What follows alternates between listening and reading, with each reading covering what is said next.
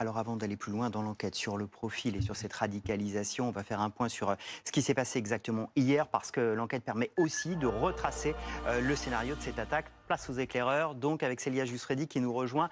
D'abord, comment ça s'est passé, Célia, hier?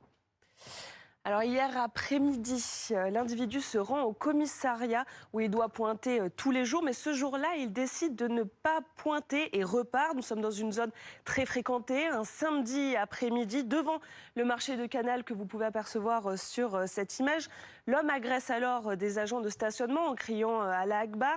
Il est armé d'un couteau et d'un tournevis. Les policiers municipaux, eux, réagissent très rapidement. Regardez sur cette vidéo. On peut voir la course-poursuite avec l'assaillant. Malheureusement, quelques secondes avant le début de cette vidéo, un passant s'interpose et grièvement blessé. Il décédera suite à ses blessures causées par une arme blanche. Il s'agit d'un homme âgé de 69 ans. On ne le voit pas distinctement sur cette vidéo, mais l'un des policiers municipaux sort son arme de service, mais il décide de ne pas tirer au vu de la densité de population de ce quartier. L'assaillant est finalement arrêté à l'aide d'une matraque 10 minutes après le début de l'agression. En tout, 3 policiers municipaux ont été blessés, dont l'un grièvement. Ses jours ne sont plus en danger, mais il est toujours hospitalisé.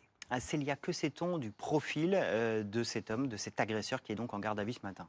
Alors on sait pour le moment qu'il est âgé de 37 ans, qu'il est d'origine algérienne et entré illégalement sur le territoire français en 2014. Le principal suspect fait l'objet d'une OQTF, mais aussi fiché au FSPRT après avoir été condamné pour apologie du terrorisme quelques semaines après les attentats du 7 octobre en Israël.